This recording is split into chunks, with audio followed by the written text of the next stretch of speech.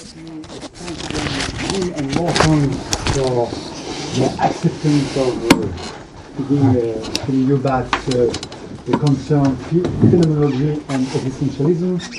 Jim and Morten are not typically French names. But nevertheless, Jim Gabaret is one. But I'm totally French, actually. You're gonna see that. And Morten, where do you come from? Denmark. Denmark, okay. So still all Europe. And well, without any further, of course you may interrupt for asking questions. Yeah, of course. Up to you. Okay, so I don't really know what you know about Sartre and existentialism, so we are going to do something very basic, and then you can interrupt us to ask for more deeper questions, or on the contrary, you can just interrupt us if something is not very explicit. Don't hesitate. And if you don't understand what I say, of course.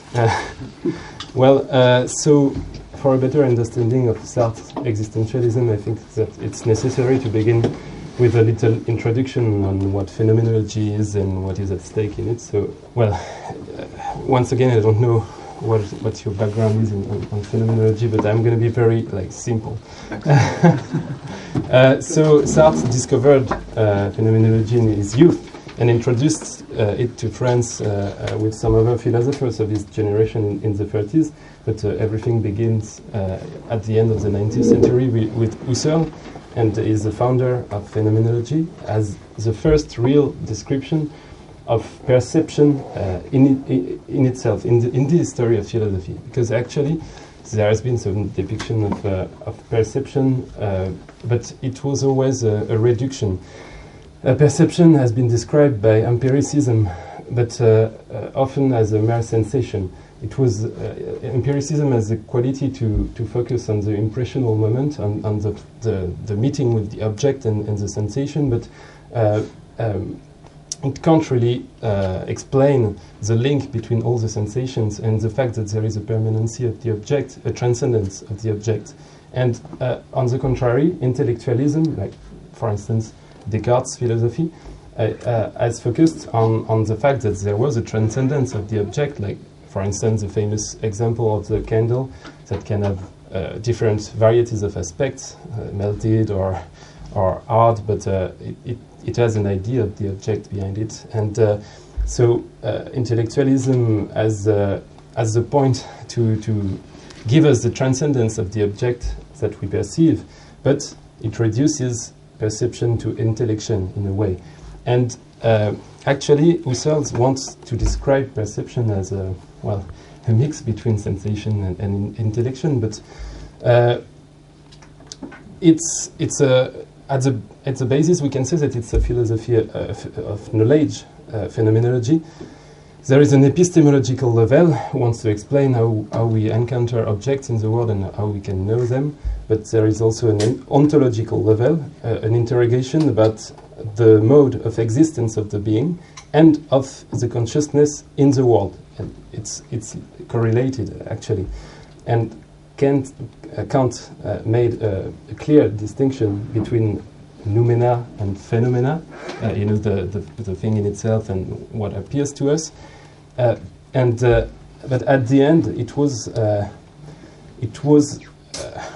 idealism that is to say that the structures of understanding for Kant were primordial to have an experience, and Husserl can't deny that, but he wants to show that it's not a structure that would exist in itself, still and quiet in the brain, like capacity of the consciousness, but it's an act of consciousness to give a form and a meaning to the phenomena that appears to us.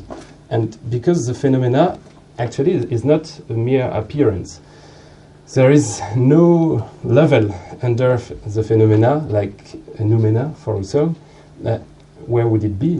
We couldn't have access to it, and we can just keep it in a way, and the ontological strength is already in the phenomena for Husserl. All the being is already here, but we are shaping it to put a transcendent object, a real object, on the basis of the phenomena, of everything that appears to us, like the different faces of this table that I know that there is other faces that I can't see for the moment, and I'm just constructing the idea that there is a reality of this table that is transcendent to all these phenomena, but on the basis of them, and all these phenomena contains, in a way, the being of the table.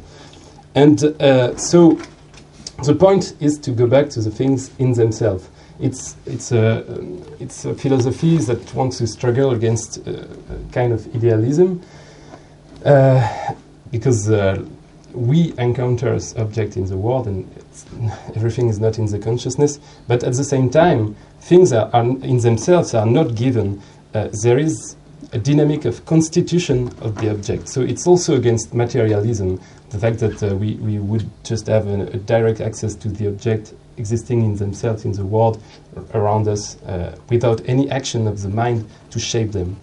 So the method to understand this constitution is called the epoche.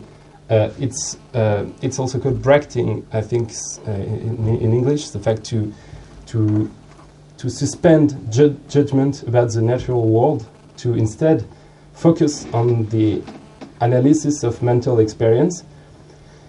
You have to go under your realistic intuitions, the evidence of the existence of the outside world for you, called the natural standpoint, and see the essence of reality in the process of construction of the object by the consciousness and the correlation between the object and the consciousness. Therefore, it's a reduction. You go beyond the multiplicity of phenomena to see how it is constituted. It's like focusing on the phenomena only and systematically peeling away their symbolic meanings like layers of an onion until the thing itself, as meant and experienced, remains. And thus, one's subjective perception of the bracketed phenomenon is examined and analyzed in its purity, but not from like a subjective point of view, as if each person had a different way of perceiving. Husserl wants to do a science of perception. He wants to show that we all have the same way to give a shape and a meaning to the multiplicity of phenomena, and the unity of this plurality is in the intentional mode of being, of the consciousness which aims at an object. So what do you observe when you do that? On the side of the object, it needs to be shaped. The world and its entities are not given without what Husserl calls an eulomorphic action of the consciousness. Eule in Greek is the matter, and morphe is the form. And so you have to give a form to the matter. And so the data of the perception, called the eule, so the matter, are, for Husserl, in the immanence of the consciousness. Otherwise you couldn't shape them. And they are shaped by the consciousness in what Husserl calls a noetic process. It's the donation of a form. And on the side of the subject lives in a world that is constituted by him, even if he stands in it. And at the same time, his consciousness does not exist in itself, but it's always transitive. It's always out of itself. The consciousness is not something, I said it also, but I rephrase it. It's not like a capacity in the mind, like something you have in your mind, still and existent in itself, but it's always aiming at something outside the consciousness. It's always a consciousness of something. So it's transitive. And it's aiming at a phenomenon, or more precisely, a series of phenomena that are the outlines of what is going to be a transcendence after the eulomorphic process. The object is always beyond those outlines, but at the same time only in them. And what appears is always in excess to the series of apparitions. So there is a form of inadequacy in the donation of the being, because we never have access to the totality we are aiming at. I'm looking at this table, and I just see a transcendent table that exists with all its faces, but I just have one side of it, and it's always like something is missing, and I'm constructing the totality of the object and aiming at it, and so the donation is less than what is given, actually. And Sartre is going to be deeply influenced by those conceptions, and it will have important consequences on the beginning of his philosophy and on the background of some of his novels, as I will show you after Morten's presentation of Sartre's early work. I let you present his work in the 30s. Thank you.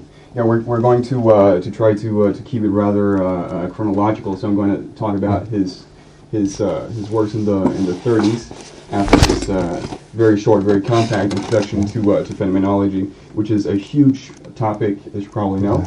But here we're just trying to really give the essentials of it, because that's what Sartre's phenomenology and existentialism, the two can't be separated, I want to say, developed from. They develop in a dialogue with Husserl and as a criticism to Husserl's phenomenology. So I'm going to first talk about the 30s, the works from the 30s, or at least the basic, the very fundamental ideas of Sartre's work that are developed here. Then Jim is going to talk about the atmosphere of the 30s and all the literature that Sartre is working on around the philosophical aspect of his ontology and phenomenology. And then I'm going to talk about afterwards the ontology of l'être lien, which might be called the culmination of Sartre's phenomenology. Then Jim will have we'll talk again. Yeah, the consequences of the being and the nothingness on existence, and so with the famous lecture, Existentialism is a humanism. Well, very quickly summed up. And afterwards, I'm going to talk briefly about the aesthetics of Sartre's of Sartre's philosophy in Qu'est-ce que la littérature? What is literature? A text from 47. And after that, Jim will talk about if we have time, I'm going to talk about commitment a little bit, and so political commitment very quickly, because I think we're going to need time, and we are going to finish with the differences in commitment, but also we're going to go back to the differences between Sartre, Merleau-Ponty, and Camus about perception, ontology, etc., etc.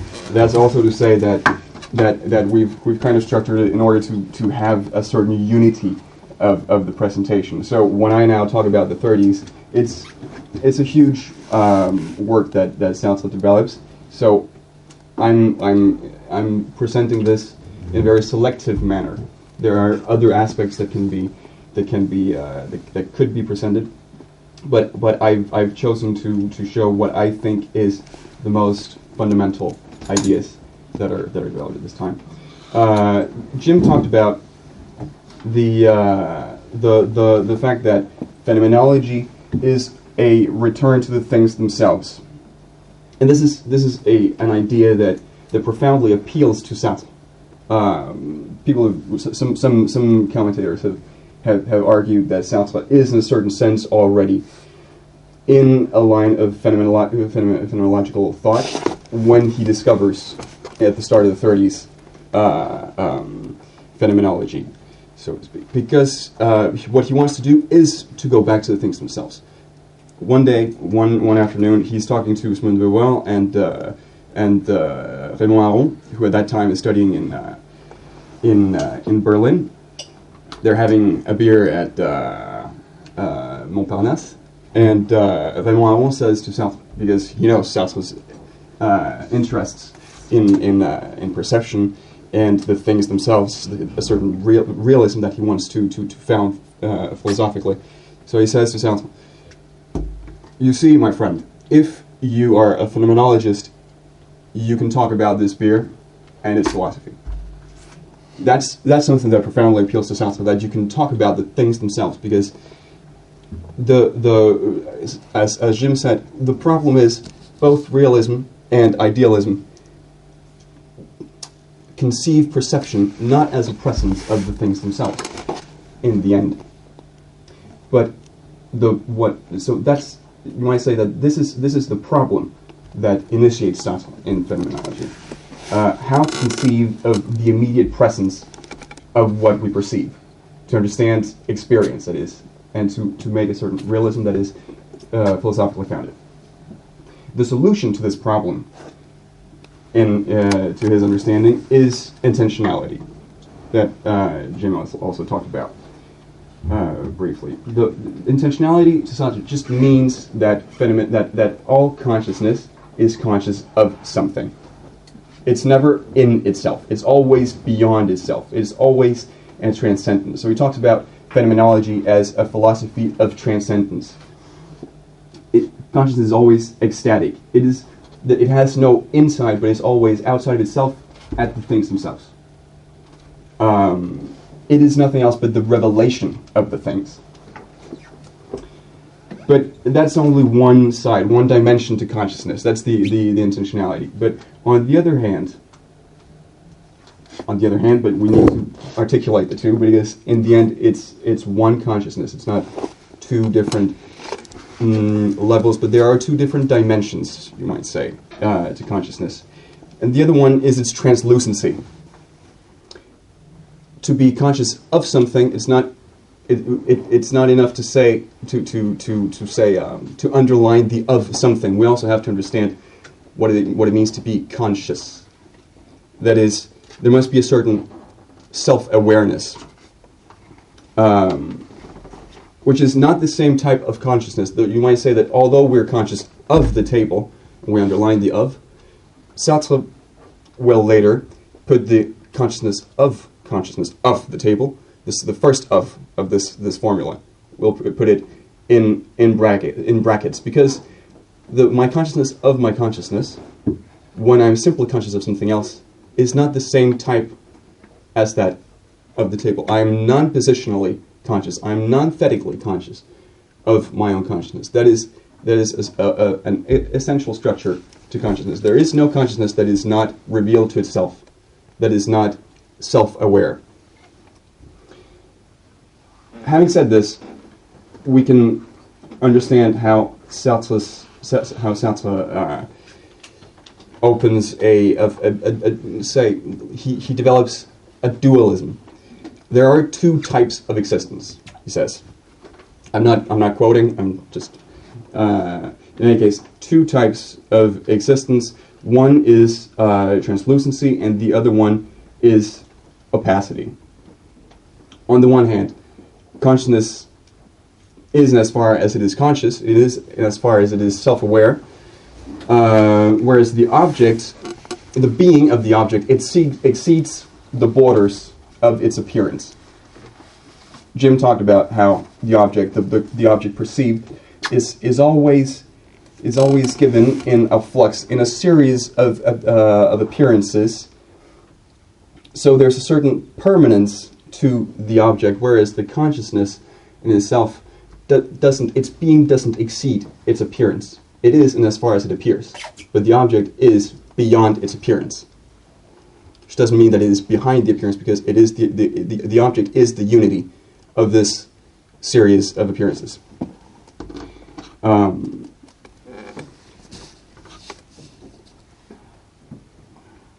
But this can also be understood, or to say it in another way, it's not to understand it in another way, it's synonymous of this dualism between translucency and opacity. Synonymous to this are spontaneity and inertia. Because once we understand that consciousness is in as far as it appears to itself, we understand that it is not relative to anything else than itself. It's not. It is its own limits, and nothing else can motivate it to be, and nothing else can stop it from being. That is, if it is in as far as it is present to itself, there's nothing that can that can prevent consciousness from appearing to itself, so to speak. So that is to say that it is not, well, Sartre uses two different terms, therefore, to describe consciousness. When I say the one designates the translucency of the consciousness, and the other one, its spontaneity. Consciousness is pour soi, in French, that is, it is for itself, but it is also par soi. It is by itself, not in the sense to say that it is alone, but that simply means that it is by its own force. It gives itself being. So there's a permanent impermanence of the consciousness, and the consciousness itself is a flux that is never permanent.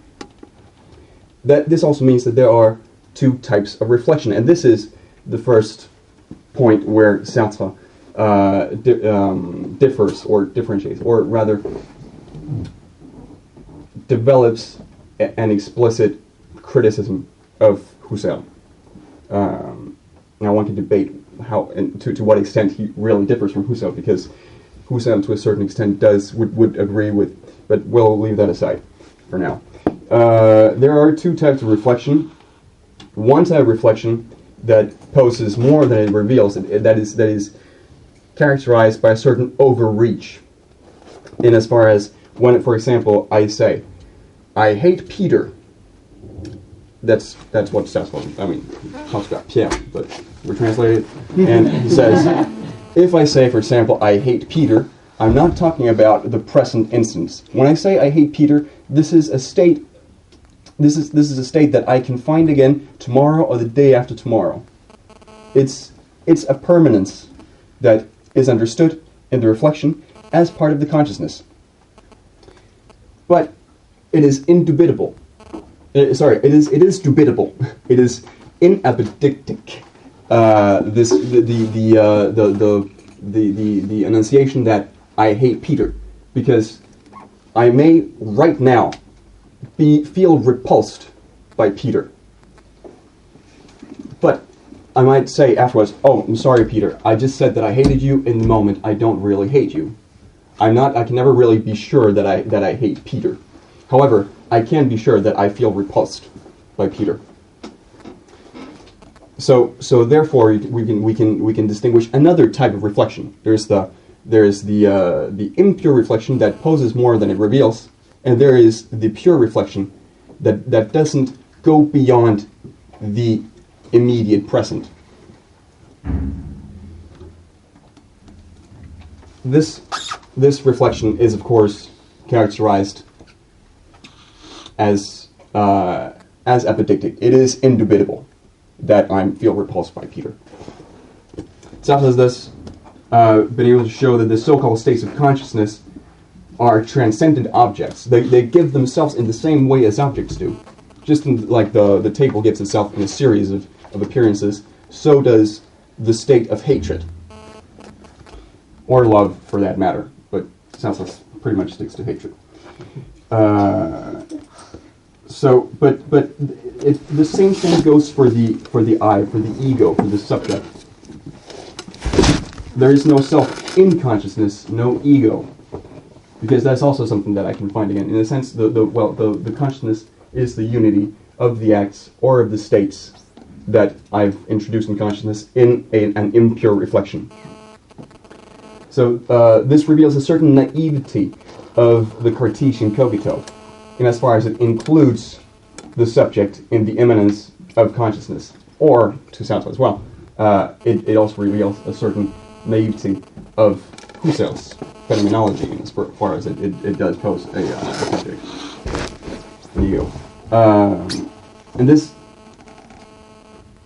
confuses the way of being of the object and that of consciousness. When saying that the consciousness is an I, is a subject, we understand it as a thing in the world. We make it an object. But there is an essential abyss between the objects and consciousness, in as far as the objects are given in a series of appearances, and consciousness is not. So it confuses, on the other hand, the constituted and the constituent, to speak of like Husserl. So the true foundation of philosophy is not I think, but there is consciousness of. or simply there is something else. There is, say, the pre-reflexive consciousness. Irreflexive consciousness does not have an I. The I only gets there through an impure reflection. When the example of Sartre is when I run after a tram, I don't have consciousness of myself. I just have consciousness of the tram as something to be caught, or to draw on one of his other texts, because this is the text that is called La Transcendence de l'ego, the transcendence of the ego, the transcendence of the ego that I'm talking about now. Well, to draw on another text, you might think about the way that I'm conscious of my body. When I play tennis, for example, I'm not thinking about how to move my arm. If I think about how to have to move my arm to efficiently hit the ball, then I'm not going to be a very efficient tennis player. I got to be conscious of the ball. Okay, so this is the way the non-thetical, the non-positional consciousness of consciousness, which is not an I consciousness. There's no I in this, and this principle of de-reification of consciousness we can find that in it's the red thread, you might say, of Sartre's philosophy. Yeah, thanks, Morten. So you have to know that all those ideas were the core of the philosophical debates in the 30s, and the whole atmosphere of excitation and polemic around Husserl's phenomenology and what Sartre is doing with that. Sartre was studying here at the ENS, and there is a question. I have one question, sorry, about the transparency and the I don't really get that. Is there like one short example that you could give? Well, it simply means that whereas an object always has a backside to it that I don't see right now, it is given in a series of appearances. I can go around it, and I'll see something I didn't see before. When I reflect on my own consciousness, when I see, when I say that I'm repulsed by Peter, this is given adequately, whereas the objects themselves are given inadequately. That's the difference. That's the transparency, and the transparency of the consciousness and the opacity of the object. In the end, comes down to the distinction between adequate givenness of the Erlebnis in Husserl's Phenomenology, the vécu, it's I don't know what the English translation of it is, the lived experience, the lived moment of experience, you might say. Whereas as the object is given inadequately. So distinction between adequate givenness and inadequate givenness translates in Sartre to translucency and opacity, or spontaneity and inertia. Sorry. Okay, so to give you an image of the atmosphere of the intellectual background of the 30s, you have to know that Sartre met a lot of important philosophers this time here in this school, and for instance his good friend Paul Nizan, and this one was criticizing Sartre for not being enough politically committed, because he was himself a communist, and he criticized Sartre's intellectualism. Simone de Beauvoir, who lived with Sartre, was reporting in her memoir that they were cut out from social reality at this time. They thought they were pure spirits, and actually the commitment of Sartre is probably posterior to the 30s, where is deep in the phenomenology at this time, and it's probably also because of the memory of Nizan, who has been killed during the World War II, that leads Sartre to be committed in the political debates of his time after war. But yes, at this time is committed in ontology. So he discovers, well, he really deepens his understanding of Husserl's phenomenology in 1933, when he succeeds to Raymond Aron, another friend that he met at the INS,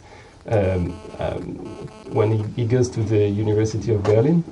And yes, at this time, so he's one of the introducers of phenomenology in France, but there is already a lot of debates around those movements, and especially everyone at this time is reading Jean Val, a French philosopher that is not well known now, but is a philosopher that wrote a little history of existentialism in 1949, but his books are already important in the 30s, and he's criticizing the attribution of the foundation of what is going to be called existentialism to Kierkegaard, even if the Danish thinker described the concept of existence in its particularity for the first time, and the absurdity of it, as it lacks of meaning when you consider that the meaning is not given from the outside, by a god, for instance. But existentialism is indeed developed really as a real strong and important movement in France during the war. And it's going to be built against nihilism, for instance, a lot of existentialists defending the idea that the responsibility of man is to build a new meaning in a world where God is dead, as Nietzsche phrased it. But before war, it's the beginning of those ideas in France. They are deeply rooted in ontology. And one book by Jean Val is very important at this time. It's Vers le concret, Towards the Concrete. And he's defending a special empiricism in this book, inspired by American pluralism, for instance, the philosophy by William James, or also the English ontology by Whitehead, but against metaphysical debates between pluralism and monism. He wants to really understand what is going on with our contact with reality and what he calls the concrete. And it's also this problematic of going back to the things in themselves. But Sartre, in Questions of Method in the 80s, is talking about the success of this book at this time, and its fierce critique of idealism. But he adds, we were disappointed by this toward. We wanted to begin directly with the totality of the concrete, and we wanted to end at the absolute concrete. So the ambition at this time is really to ground the whole reality, to give it a justification, but from reality itself, not from a transcendental level like God or even an absolute in the consciousness, in a way. So as Morten said it was a form of realism. A contact with the things in themselves. And Sartre was working on this project in his literary works too, and under the influence of Beauvoir, Sartre, during the 30s, is writing a novel. He can't get published at this time, but finally, after a long process of rewriting, the now famous Nausea is accepted in 1938, and it's immediately a success. And what is particularly striking is the fact that actually Sartre's phenomenological research really leads him to write this story, and it's deeply influenced by his concept of intentionality. So, well, I don't know, maybe you already read that book, but so it's, I don't know if you worked on it. We didn't read it as part of the class. Well, it's a narration for those who didn't read it. It's a narration. I commend it to your attention. It's a great novel. Yeah. It's a narration written in the form of journal entries, and it follows the narrator, so a 30-year-old young researcher that is going back to a lot of travels, yes, and he settles in the fictional French seaport town of Bouville to finish his research on the 18th century political figure. But he can't really walk, and during the winter of 1932, a sweetish sickness, as he calls nausea, increasingly impinges on almost everything he does or enjoys, and like his research project, also a physical relationship he has with a cafe owner called Françoise, his memories of Annie, an old British lover that he once loved, or the company of a guy he met at the library of the little town, who is called the autodidact, because he's working on his sculpture by himself without teachers. And in a way, this guy could be a model of freedom and self-construction, as it will be defended later as the core of existentialist moral. But actually, his way of learning is too mechanical, because he's stupidly reading all the books of the library alphabetically, and so without any free selection. So he's alienated to his absurd rules. So Roquentin, the narrator, the writer of the journal, is observing this little world, and he thinks almost everything is too much, as if everything, everyone too, was added to the world, and to a world which could exist without those things or those persons. But actually the world itself is those persons and those objects. So it is itself too much, in a way, like an unnecessary addition to the nothingness, which has no justification. And what could be seen as schizophrenia is actually the embodiment in Roquentin's mind, who is particularly lucid, of an existential angst, as everyone called it after the publication of the novel, an anxious quest of the meaning in a world that lacks of it. And the one famous episode is the one where the narrator is in a park on a bench in front of the root of a chestnut tree, and we did read. Okay, perfect. Well, so you know it. This weird thing in front of him, like a big snake, or that is in a way an absurd form where, and Roquentin's life is absurd too, because he is his own nausea, not anything else, and is absorbed by his perceptions, because he's only a transitive consciousness, always aiming at things, but something in his perception of the world is not working in a way, because he can see how unnecessary it is, how the constitution by the consciousness is lacking of power in a way. And the mere meaning attributed by society to things according to their utility is seen by the narrator as a very superficial reification of people and things at the same time. And the nausea is in a way a reflection on the contingency of the world and the fact that it could not be. And actually the point is not to deny that, but to accept it as an opportunity.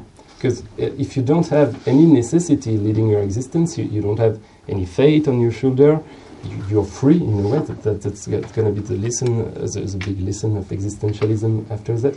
And so accepting the contingency is the beginning of freedom, and on the contrary, thinking without any criticism that everything and everyone has an attributed place already marked in society, that we have to be linked to each other only by relations of utility and a respect of traditional meanings and habits, then your behavior is the one of an object. You're not free. And in a way, that's what is lacking to every heroes of the short stories. The short stories book published by Sartre in 1939, The Wall, Le Mur. There is like a woman alienated to her crazy husband and locked in their apartment forever. There is a tortured resistant who denounces by mistake his own leader, even if he didn't want to. There is also, I don't remember. There is this woman unable to leave her husband and live an authentical life, even if she can see that all the lovers she can have are all shallow men, and that every relationship she has is very superficial. Or there is also a young man brutalized by others, and that find a way to struggle against his angst in extremism. And so Sartre talked about 5 little tragic or comic failures. But there is a way to get out of the angst of contingency, which is not the alienation of getting stuck in the traditional and objectified roles society asks you to act. It's not to flee contingency, but to face it and build a necessity freely chosen. And in the nausea, there is this experience of jazz music in the cafe. So the Roquentin is going to a cafe and then a little air is playing on a disc, and he realizes that art, for a moment at least, can give a sort of necessity to his life. And so there is a necessity that can be built in the world. And it gives him a sort of capacity, because his consciousness is then able to be reflexive, to be a consciousness of consciousness. And the absurdity then turns into freedom, and freedom leads to responsibility, that is creating a meaning in a world which does not have one. But this meaning has to be conscious of its own creation, its own construction. Because otherwise, when you try to find a necessity in the world itself, like Roquentin's ex-girlfriend Annie, who is always seeking for perfect moments, like in a movie scenes, you will be disappointed, or you will stuck yourself into mechanical behaviors, and which are forms of reification of yourself, of the consciousness. So that's actually that's what is going to be called a bad faith. I think it's a translation, la mauvaise foi, by Sartre in Being in Nothingness. And this huge work published during the war, Being in Nothingness, is going to be summed up very quickly by Morten in a minute. But it's prepared in the Carnet de la Drôle de Guerre. It's some book notes that Sartre wrote when he was enrolled as a meteorologist during the beginning of the war, the World War II. He was reading a lot of books, and among them Kierkegaard, and also Being and Time by Heidegger. And he's writing a lot of notes too. And the concept of nothingness appears as a specificity of the consciousness around that time, when he specifies the idea that the subject, at least when it's not reificated and alienated, has a totally different mode of existence than object, and that this specificity is not an addition to the being, but a subtraction. It's an act of negation of the being by itself, when a part of the matter becomes conscious and transitive, ecstatic, out of itself, so not itself. But I let Morten explain this point more accurately. Thanks for the introduction, at least.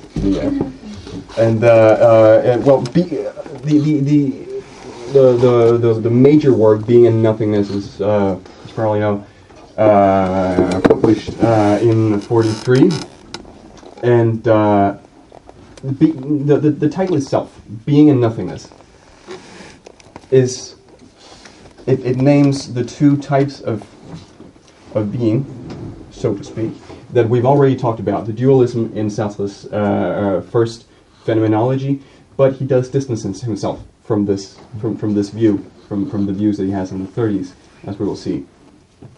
Or at least he digs deeper to, well, where being becomes the takes the place of the opacity or the inertia, and nothingness the place of spontaneity, translucency.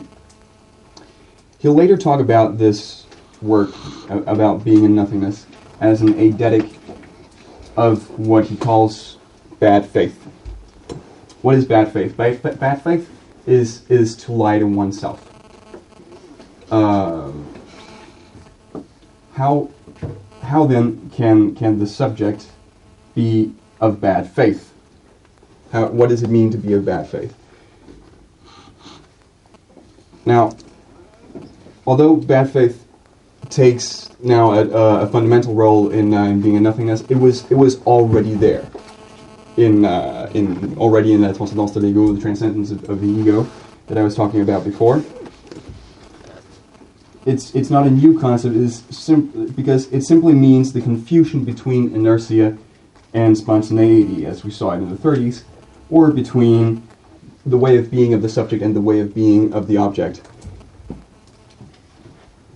When, for example, when Sartre makes gives certain examples. For example, he talks about a date. He talks about a girl who's you ready? Yeah. Yes. Yeah. Okay, so you know what I'm talking about. All right, then I'll skip that part. And well, in any case, so this is an attitude of flight in the face of one's own way of being. Already in the Transcendence of the Ego, the impure reflection is understood as a way of occulting the anguishing spontaneity of consciousness. But meanwhile, between Transcendence de l'ego and being in nothingness, Sartre has read, as Jim said, Heidegger and Kierkegaard, whom he will now integrate into his own philosophy. According to, stated very briefly, according to Heidegger, as in Sartre's reading, according to Heidegger, anguish is our consciousness of nothingness, whereas to Kierkegaard, it is our consciousness of freedom. But Sartre argues that there is no essential difference between the two. And he bases this argument on our very possibility of being of bad faith. Because what does it mean to be of bad faith? Well, if one can lie to oneself, it's very different from lying to somebody else. You must know what you are lying about, but at the same time, you must be able to ignore it. So it means that you must be in the know and not be in the know. You must differ from what you know. You must both be ignorant and knowing of the same thing at the same time. So now, the only way that we can conceive of a subject that can lie to itself, therefore, is one that does not coincide with itself, one that is not itself. Its way of being is non-coincidence with its own being. It is what it isn't, and it isn't what it is. This is, yeah, okay. Thus, the way of being of the subject is nothingness, because we can never say we can never point out this is what a subject is. It always differs. It always differs from what is.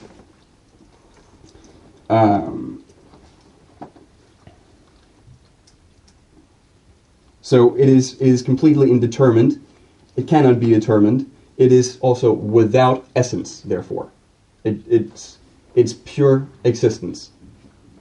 Saying that it isn't what it is and that it is what it isn't means that it never has a what, it never has a quit, it never has a this is what it is. It always slips underneath our fingers, in a sense. It always slips away from the essence. So it's, but this very aspect of being what it is, and this very difference in the at the heart of consciousness, or rather of the existence, also names this presence to itself that we saw when I was talking about the transcendence of the ego. The fact that all consciousness is aware of itself. To be aware of itself, it must minimally differ from itself.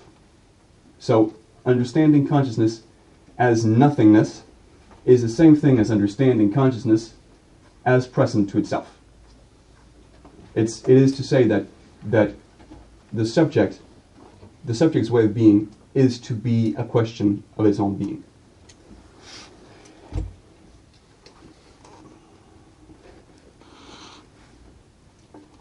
Is therefore also radical freedom. When we say that it cannot be determined, it's the same way as before we were talking about spontaneity. Now we can understand that spontaneity is not just spontaneity at a psychological level, it is existential freedom, which is radical. And that is anguishing. That means that we are radically, absolutely responsible.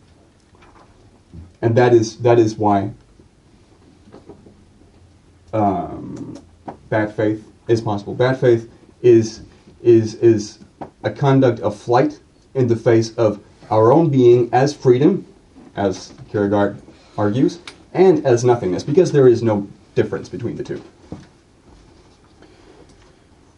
But that also means that consciousness is a lack of being. It lacks its own being. We can't understand it anymore as a fullness of being, as in Husserl, for example. It lacks its own being. It is an ontological lack. It's a whole and not a completeness. Well, nothingness. It is as such the negation of being, and as such, it presupposes a being that is indifferent, that is compact, that is itself, that is what it is. The consciousness differs from this as far as it is not what it is.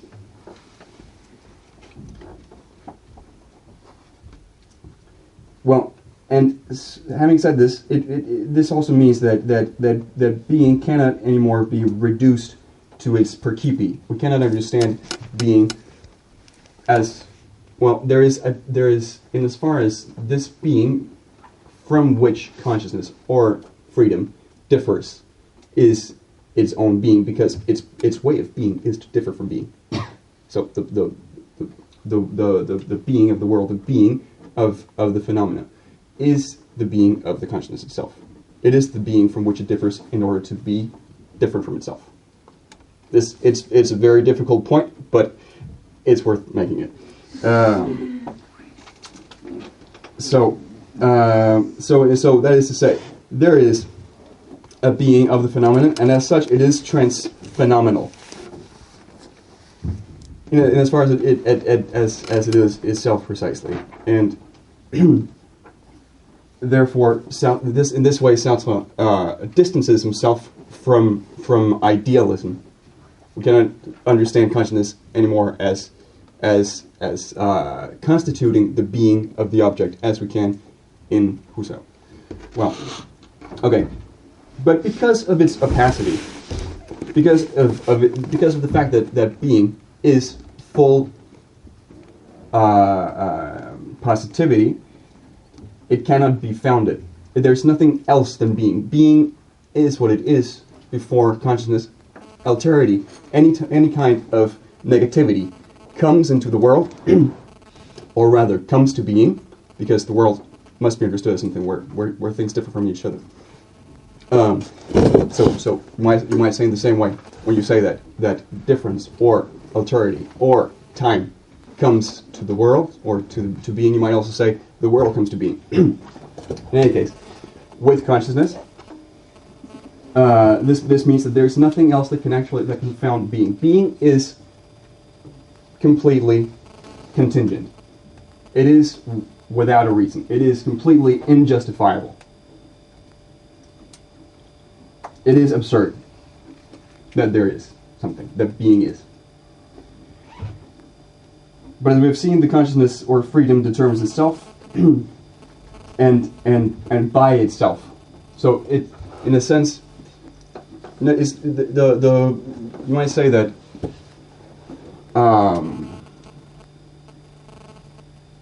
symmetrical to the non-being of consciousness is its or synonymous to it is the fact that it is by itself, the fact that it gives its own being. But this being is, as Jim said, a negation of itself.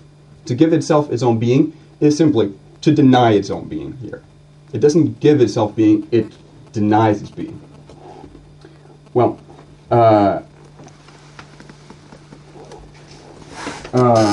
so whereas the inertia of being cannot do the same thing. It doesn't give itself its own being. But consciousness, as the type of being, nothingness, as the type of being that is by its own forces, is the attempt that being makes to found itself, to give itself a basis, to give itself a reason for being.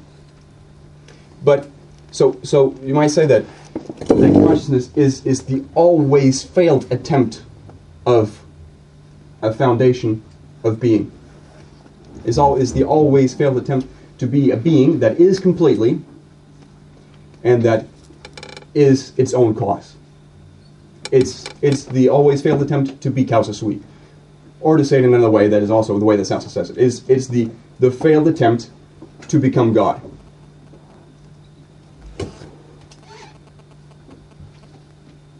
Because, well, there would be a being that would fully be, that would be complete and would be free. That is, a being that both is what it is and is what it isn't and isn't what it is. It's that is what it is and that isn't what it is and is what it isn't. So this is... I have to say, I'm very glad to hear you saying these things, so they know it's not just me. This is actually the way to read Sartre. I'm very glad, because when I have a feeling that they thought that I was just making this up. Very glad, very glad. Yeah. Well, this is of course an ontological contradiction. That you can't conceive of, well, whereas you can conceive of a being that is non-coincident, that is what it isn't, and that isn't what it is. You can't conceive of a being that both is what it is, and that isn't what it is, and that is what it isn't. Okay? So... I do have a question though, yeah, and this is a question that the students have asked me, and so I'm going to ask you, because I don't have a good answer. Sartre, of course, is he's a naturalist in this sense, at least. He doesn't think that there's a God. He doesn't think that consciousness has been created or founded on anything. Consciousness exists, but he also thinks that consciousness exists per se. But surely he thinks that there was maybe he doesn't. Maybe this is what, as an idealist, he'd want to deny. But surely there was a time before there was consciousness. No, there was not a time before there was consciousness. So does he deny that the Big Bang? I mean, this is the kind of question that one that one asks before one learns how to sort of navigate these waters. But sometimes they're the best questions. Does he not think there was a Big Bang? You might say that he doesn't because the there is only comes to the world with consciousness. I mean, there is the before consciousness only comes to the world with consciousness. Because time, I mean, I said before that time only comes into the world. I give this answer too, and they don't like it when I give it. But I understand. I'm sorry, that's the way I read it too. It's, well, as consciousness is temporality, because it is as non-coincident, because it's, well... Could you say this? Could you say that there are that there's some counterfactual true that if there were consciousness, it would have perceived the Big Bang, but of course there wasn't a Big Bang there to be perceived because there's no consciousness? That would probably, I don't see why not, other than the fact that, well... But then it wouldn't be the Big Bang, there would be consciousness that created. Yes, I think that in a way you don't have any access, direct access to what it is. You only have access to your perception. So if there is a being, it's not a thesis that there is no being before consciousness, but that you can't predicate it. You can't give it any adjective, any form of description, even the being. It's already an attribute, if you want to. Okay, but I still want to say that there is no thing too. I guess maybe if you both disagree, if you disagree with each other, then I contradict myself because I say both those things. I just feel more like stressing the fact that you can't talk of a before consciousness, because talking about befores is to talk about time, and time comes into the world with consciousness. You can't talk about it. So yeah, it's. I'm sorry to have interrupted, though, but you no. Go right ahead.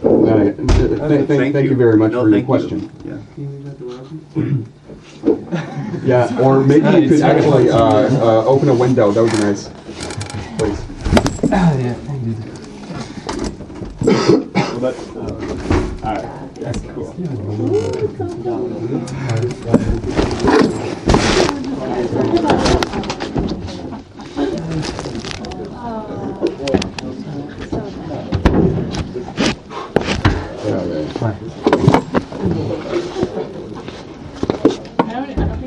both the door and the window.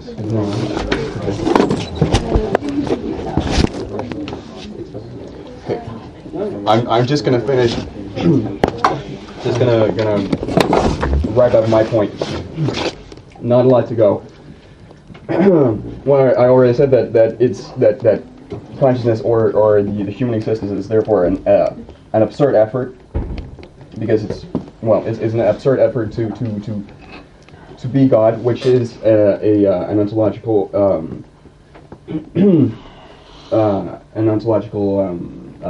contradiction. But it also means that therefore consciousness and the human existence must be understood as basically desire. When I said before that it is an ontological lack, it's to say also that it is desire, and this desire is always thrown forward by the fact, by the very failure of this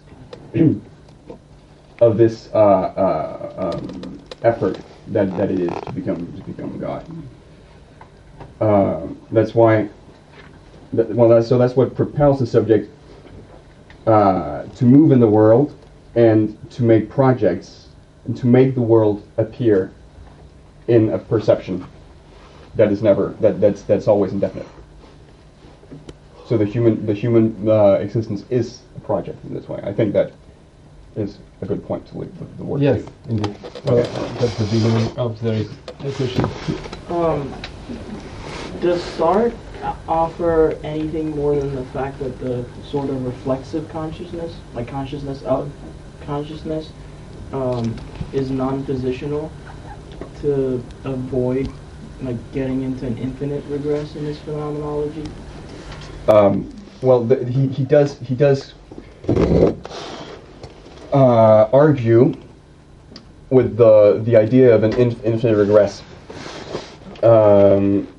He's as he points out in the introduction of L'être le néant, the fact to understand consciousness as present to itself, once you say that it is non-coincidence, sorry, that it is what it isn't and that it isn't what it is, then you're not really posing a duality in consciousness. You're not saying that he's not making a higher order theory. There's no consciousness behind consciousness to see it. Consciousness is simply this minimal distance in being.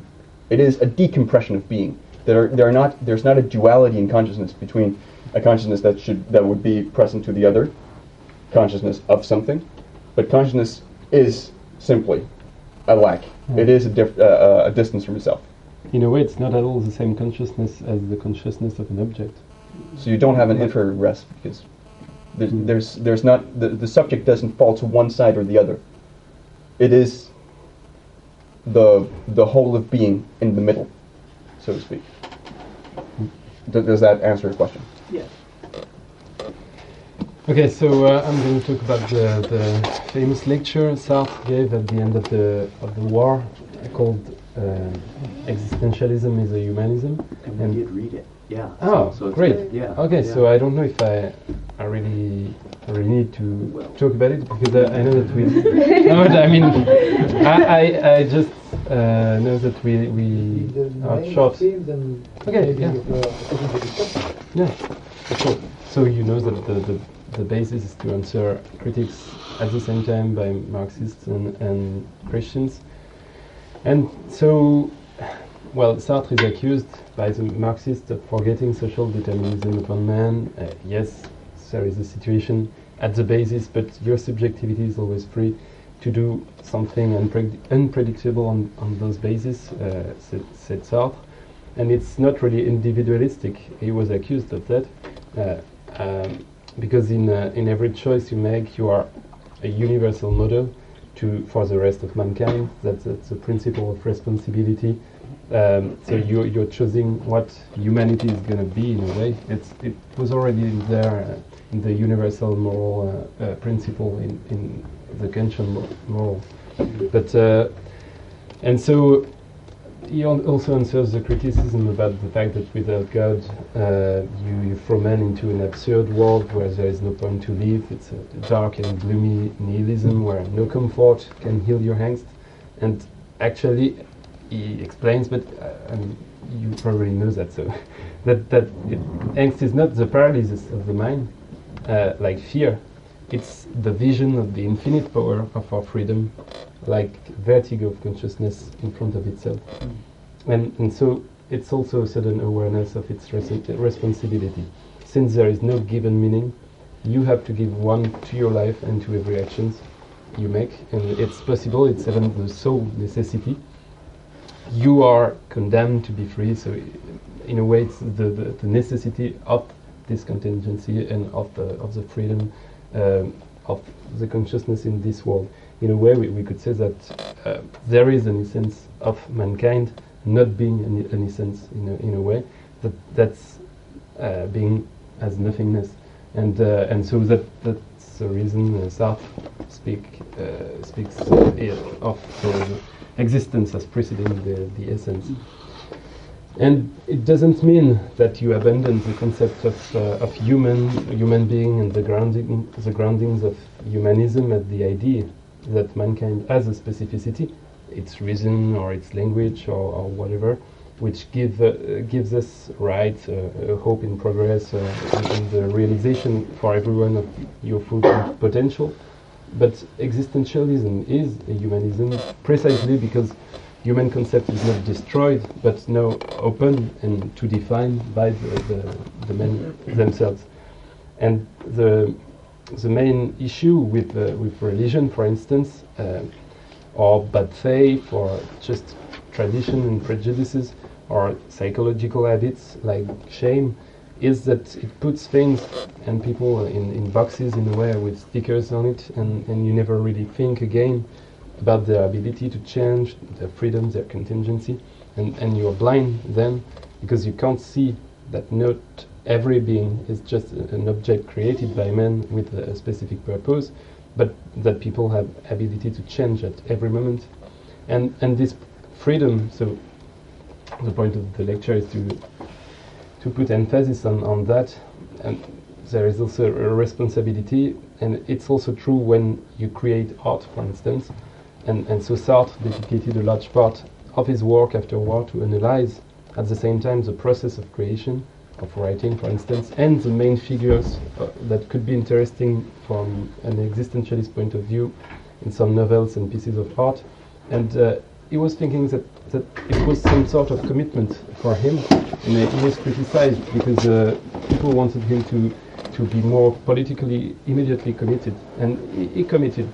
I'm going to talk about that if we have a little time, but for him analyzing literature was also very important because of the idea that there was some sort of a process of creation of meaning in this piece of work.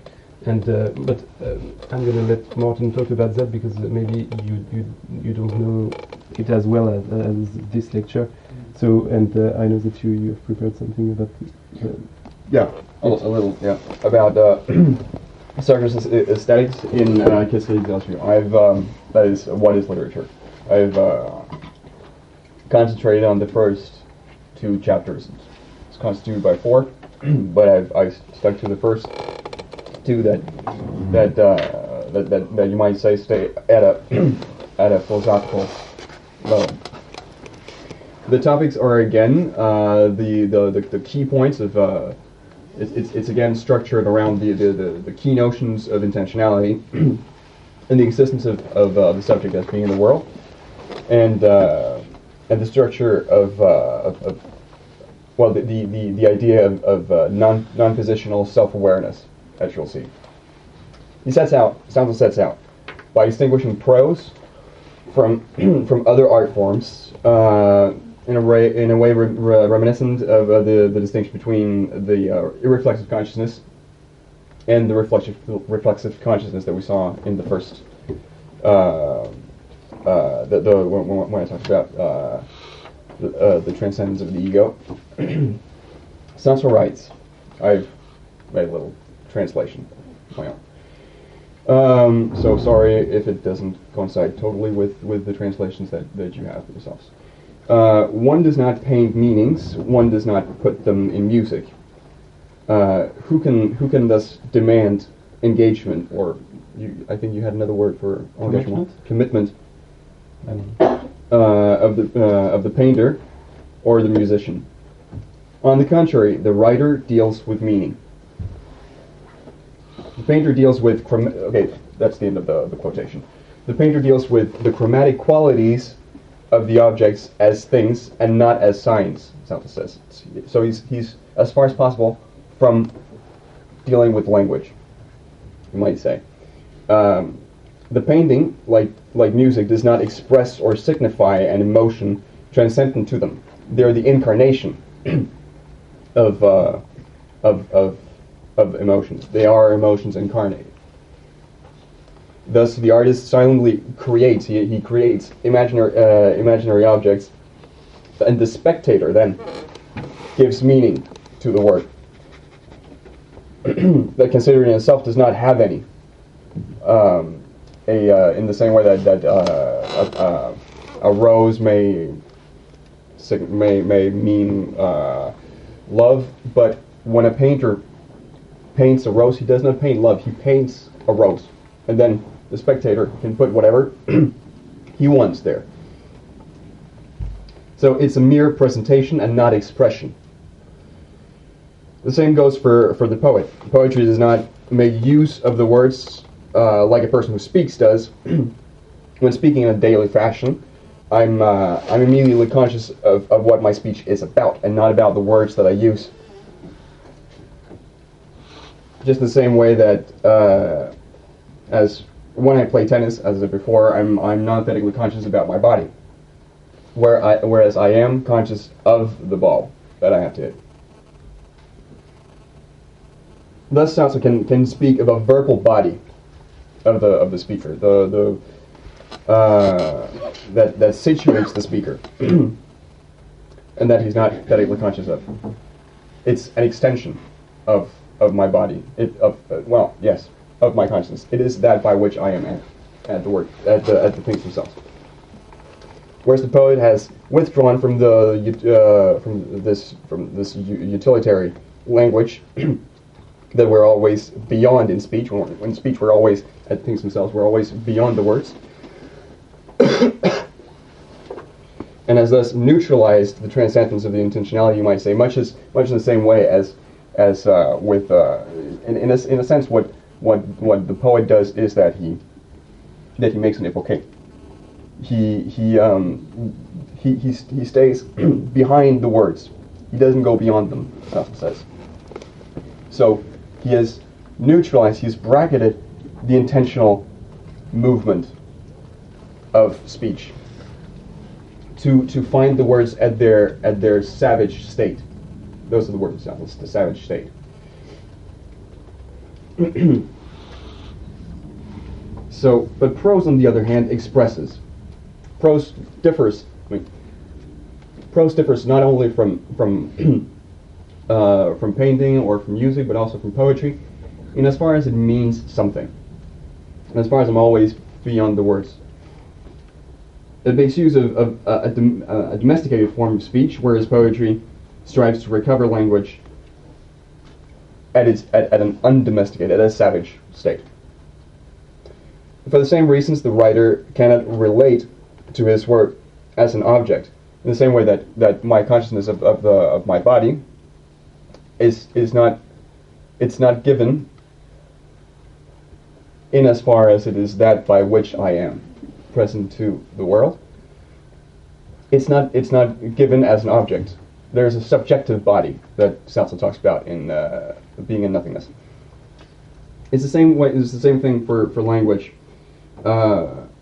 The writer cannot relate to his work as an object, or to a work, a piece of an oeuvre. Do you understand what I mean? A work of art. It only becomes that. It only becomes a work of art in as far as an alterity reads it, in as far as an other subject reads it.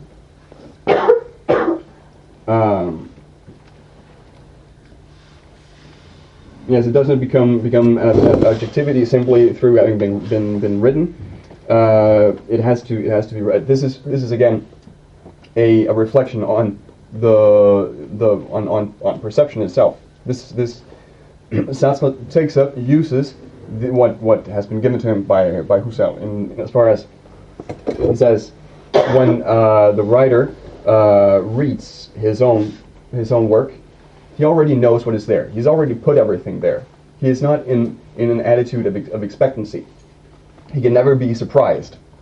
But the other can. The other is always in an attitude of ignorance. He's always discovering something. But the writer himself does not discover anything. So he needs the other. He needs the reader for the what he writes to become a work of art. Therefore, one does never write for oneself. One never just writes without an audience. One always writes for a certain audience. And as far as we are, as the writer addresses his work of art to another subject, he appeals to the subjects, to the other subjects' freedom. The work, prose, and as far as it gives language at its utilitarian state, is a practical engagement for the reader as it is for the writer. It therefore is a call for the freedom of the other. Therefore, there cannot be literature in anything other than in any other political how to say. Well, there can only be literature in democracy, he says. That's very radical. That's what he says. Because you always write for the other's freedom. It's always a dialectic between my freedom as a writer and the freedom of the other. And as such, you might say that there's an ethical, there's moral, be like underneath Sartre's aesthetics. Foundation. Yes. Yeah. Thank you. It's always, yes. That's the question of littérature. Well, yes, engagement, commitment. It's always it always appeals to the freedom of the reader and makes him conscious of this freedom, and shows the world as a task to be completed in an ethical project. Okay, that's all I had. Well, yeah, we wanted to talk about the commitment of Sartre after the World War II, but I don't think we have time for that. Well, just to sum up the thing, he was really he embraced Marxism, but with some differences, and well, yes, he was really committed in different causes, like the rights for homosexual, or he also criticized the USSR for torture or executions of dissidents.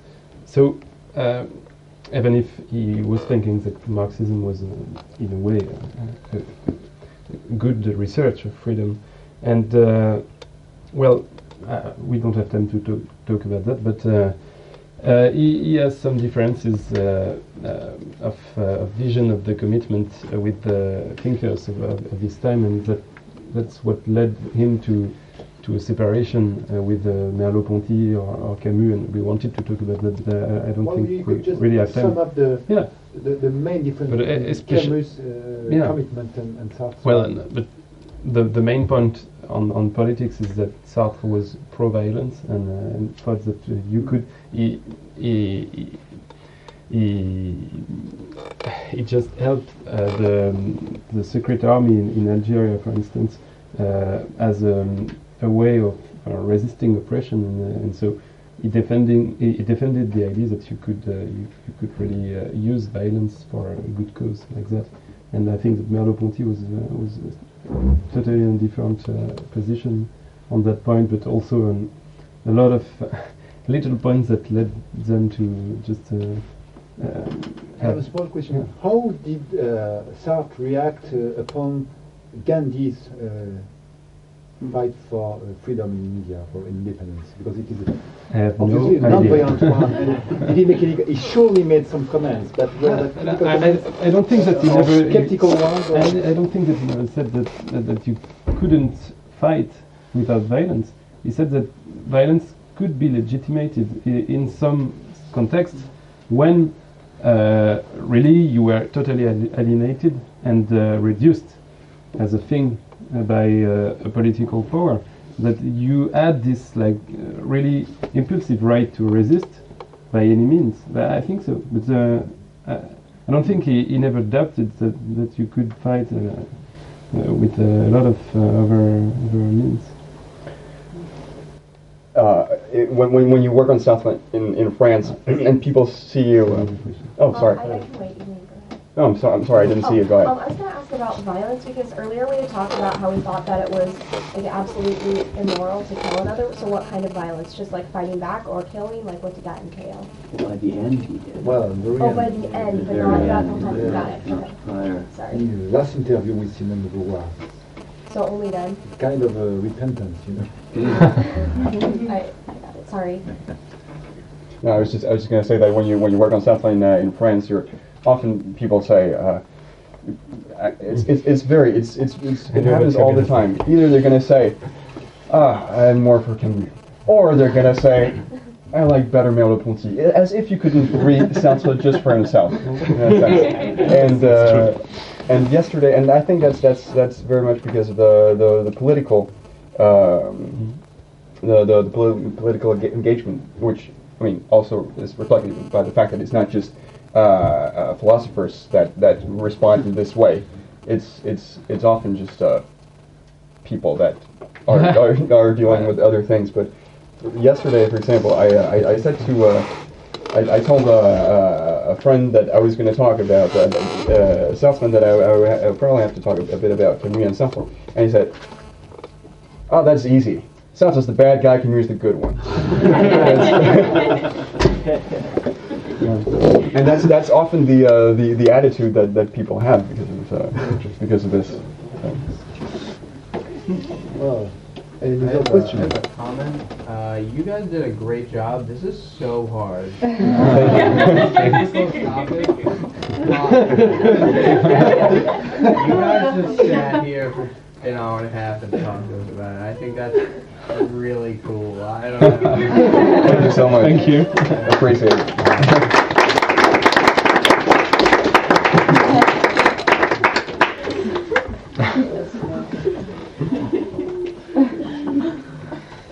I have a question. I do have a question. When you were talking about nausea, you said something about acting mechanically, and you were just you were saying like if you wait for the perfect moment, you can either act mechanically or there's one other. Well, if you wait for the perfect moment, as if life was only a scenario with some kind of perfection, in a way you want to reproduce some sort of fate or some sort of destiny, and so either you're going to be disappointed because reality is not like that at all, or I mean generally, or you're going to try to modify so much the reality that your behavior is not going to be the one of a free subject in a way, but you're going to act like in a part of a play. And you're going to expect the other one to act as if they were part of the play too, and so yes, it's an alienation to an idea that is supposed to lead all your future and all the contingency of the present that you would like to contain and to restrain in a way. So, but what was your question? Yeah, I was just a little confused on what you were saying. Oh, okay. So thank you for saying it again. Oh, well, I don't. Okay, let's start here. So phenomenology is clearly still studied and it's important to study, but I'm just curious about whether or not it's legitimate today to do phenomenology? Definitely. It is very much. It is very much alive. It is. In Europe at least. Yes. Okay. I've been studying in Princeton last year, and it was, of course, not at all studied. But Right. yes, no. In France, there is a strong school of phenomenology in Paris, and in a way, it has really evolved. Because after Merleau-Ponty's work, we focused on. I say we because we are studying phenomenology, not only that, but and so we focused on the fact that we had to study the status of the human being in the world from his body and his I don't know the translation, his share, is a carnal body in a way. That is to say the subjective body. You might say subjective body, the body, and as far as it experiences, and as far as it is experiencing and not experienced. Okay. And in a way, we focused on the fact that there was a specificity of life in the world, and so there is a phenomenology of life which is very alive now, and a lot of works are about the movement of the living being in the world and how it's inserted in a reality that is also in movement. And yeah, so I think that this field is very rich now in France. It is. It's not just one movement. There are a lot of different branches within. And of course, some are closer to materialism or at least realism. Some are closer to idealism, with Michel Henry, for instance. That kind of sees a world inside the consciousness in a way, and the fact that for him we are in an auto-affectation of the consciousness by itself. So, well, there is, well, that's complicated, but in a way, it's always the pure phenomenology is trying to just stay on the correlation between an object and a subject, and not giving a stronger status to one or another, to objectivism or subjectivism, to idealism or realism. But it's complicated, so there is a lot of debates. One say there's a tension in Husserl's phenomenology already that means that you can make 100 different readings of it and give. And there is several periods in his work. So, yes. That means that it's very rich in this way. It allows for a very large field of to play on, you might say. Yeah. Okay. But Sartre is not. I just finished on that. Sartre is not very well considered. No, but it's maybe a shame. But I think that he's coming back. Maybe he's coming back. I know it's true that there has been talk about a Sartrean renaissance. Maybe it's very recent in a way. No, but that's true. Yeah, no, it has been really criticized and considered as he was not very, in a way, being in Nothingness was a huge success in libraries, but it was not really well read. People were not studying it seriously, and so they just remembered existentialism is a humanism, and it's vulgarization. So indeed, it's very easy to read, and there is some approximations, and people thought that it was not really serious, and that he was also a writer. So his work. It is very difficult to understand. Yeah, so. The core is really hard to understand, but very interesting. Thank you.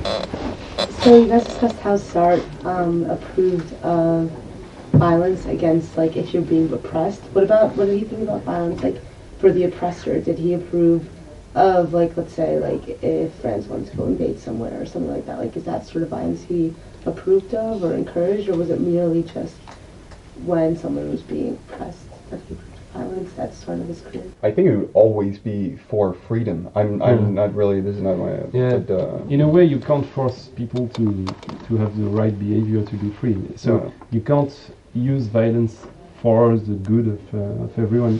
One time, I know that one of his students came to Sartre, and I don't know. I think it was one of his students, yes, and asked him if he had to leave France to join the resistance or to stay with his mother, and he just said, "Well, it's your choice, and I can't give you any advice in a way. You have to make your own project of life." And so, like a government or even a structure or even with your friends, you can't force someone to do the right choice. In a way, it's already an alienation, and it's never good for individuals. I think that you wouldn't. Yeah, that's it. Yeah, I agree. Yeah. Okay, so I have a question about his aesthetics. We were talking about how I guess I don't. I'm trying to figure out. I guess I don't understand the difference between. You're talking about music isn't. It's like the incarnation of meaning. Or The incarnation of emotions, or passions. That's what Sartre says. The thing is that it doesn't refer to anything beyond it. It's not. It might inspire something to, what do I know, to be, say, to have lived through a battle that might inspire some composer to write an opus, but to write a symphony. But it doesn't. The music that he writes doesn't refer to this battle. It doesn't mean the battle. Do you understand what I mean? Yeah. I guess I was thinking because it's like he uses the example of art too. I guess I'm trying to seems like words if I don't if I don't know French, they're just scribbles to me and so but I guess that I'm trying to figure out how that would be different from say like a painting. I see it and then I attach meaning to it. I guess I was wondering if how I guess I thought of words as something you see and then you attach meaning to it. So I'm trying to figure out so are you saying the painting doesn't have an intended meaning or? The intended meaning, the meaning that is intended by the painter may have some kind of intended meaning with it, but the painting in itself does not have any meaning. It's not. It's put into it by the spectator. Okay. So the painter just creates an imaginary object. And it can lead you to the principle of an open work, like Umberto Eco described it. The fact that a piece of art, for instance, is more like the sum of the interpretations about it, that the first intention of the creator.